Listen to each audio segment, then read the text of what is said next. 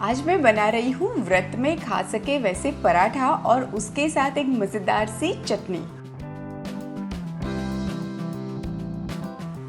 व्रत का पराठा बनाने के लिए मैंने यहाँ पे ये 1 कप साबूदाना लिया है। ये वही नॉर्मल वाला साबूदाना है जिसकी हम खिचड़ी बनाते हैं या खीर बनाते हैं, वही है। और उसके सामने मैंने यहाँ पे 1.5 कप उबले हुए आलू लिए हैं जिसको फाइन ग्रेटर से कद्दूकस कर लिया है। तो सबसे पहले ये साबूदाना है, इसे मुझे ड्राई रोस्ट करना है क्योंकि साबूदाना में ना कहीं मॉइस्चर काफ़ी मात्रा में होता है और हमें ये साबूदाना को पीस के इसका पाउडर बनाना है। तो अगर ड्राई रोस्ट नहीं करेंगे ना तो ये अच्छे से पीसेंगे नहीं। तो पैन में यहाँ पे हमें कोई भी घी तेल कुछ भी ऐड करने की ज़रूरत नहीं है, सीधा साबूदाना ऐड करेंगे और इसको स्लो टू मीडियम फ्लेम पे भूनेंगे 5 से 10 मिनट के लिए। जस्ट मेक श्योर कि साबूदाना का कलर ना चेंज हो।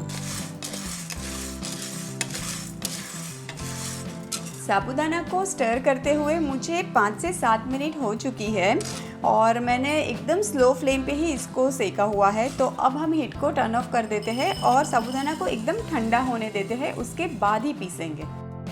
साबूदाना तो ठंडे हो चुके हैं तो अब मैं इसे पीस लेती हूँ। हमें इसका फाइन पाउडर बनाना है।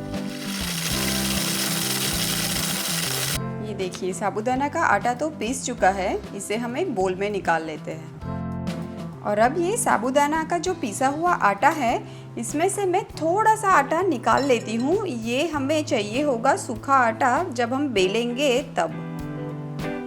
तो ये बॉईल किए हुए आलू भी मैं ऐड कर देती हूँ आटे में। उपवास है तो हम बहुत ज़्यादा मसाले पराठे में नहीं ऐड कर सकते हैं, इसीलिए मैंने यहाँ पे 2 से 3 हरी मिर्च ली है और एक छोटा टुकड़ा अदरक का लिया है और इसे बारीक काट लिया है, इसे हम ऐड कर देंगे। ये 1 टीस्पून जीरा है, इसे भी हम डाल देते हैं। आप चाहो तो भुना हुआ जीरा पाउडर भी इस्तेमाल कर सकते हो। और साथ में ऐड कर देते हैं उपवास का नमक और लास्ट में ऐड कर देते हैं ढेर सारा धनिया।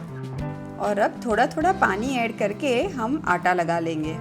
और ये जो आटा है ये बनाते वक्त थोड़ा सा सॉफ्ट ही रखिएगा क्योंकि जो साबूदाना हमने यूज़ किया है वो अच्छा खासा पानी एब्जॉर्ब करते हैं और ये आटे को हमें 10 से 15 मिनट के लिए छोड़ना होता है।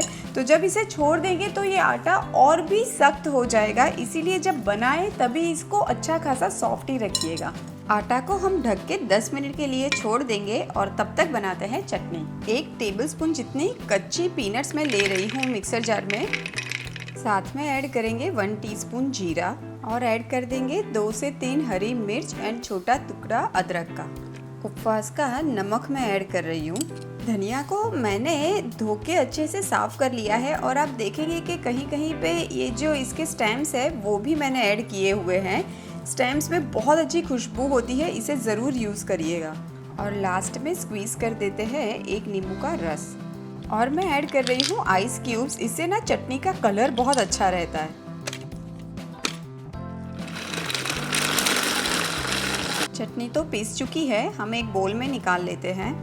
10 मिनट हो चुके हैं और अभी आप अगर आटा देखोगे तो काफ़ी क्रैक हो रहा है, दैट मीन्स कि ये काफ़ी हार्ड हो चुका है। तो एक बार फिर मैं थोड़ा सा पानी इसमें ऐड करके मसल लूँगी।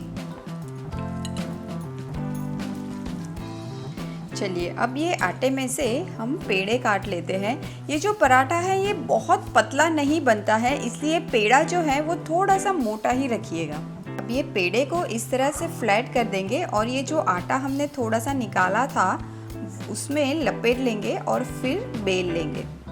ये पराठे को एकदम हल्के हाथों से बेलिएगा, जैसे आप नॉर्मल रोटी बेलते हैं ना वैसे आप नहीं बेल पाएंगे। तो एकदम हल्के हाथों से थोड़ा थोड़ा करके सूखा आटा डालते हुए इसे आप बेल लें। और अब ये गरम तवे पे ये पराठे को हम सेक लेंगे। ये पराठा को हमें मीडियम फ्लेम पे ही कुक करना है क्योंकि ये पराठा ना नॉर्मल पराठे से थोड़ा ज़्यादा टाइम लेता है कुक होने में, क्योंकि ये साबूदाना है। जैसे ही एक तरफ हल्का हल्का सा कुक हो जाए हम पलट लेंगे और थोड़ा सा घी लगा के इसे सेक लेंगे। पलटा के दूसरी तरफ भी हम घी लगा लेंगे। आप देखेंगे कि पराठा ना अच्छा खासा फूल भी रहा है, दैट मीन्स कि ये पराठा बहुत ही अच्छा बना है।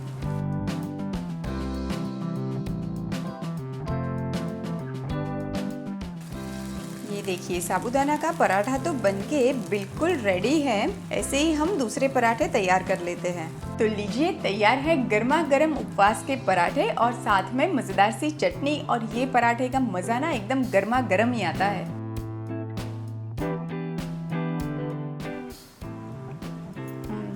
एकदम मजेदार ये पराठा लगता है ना, बिना उपवास के भी आप इसे एंजॉय कर सकते हैं।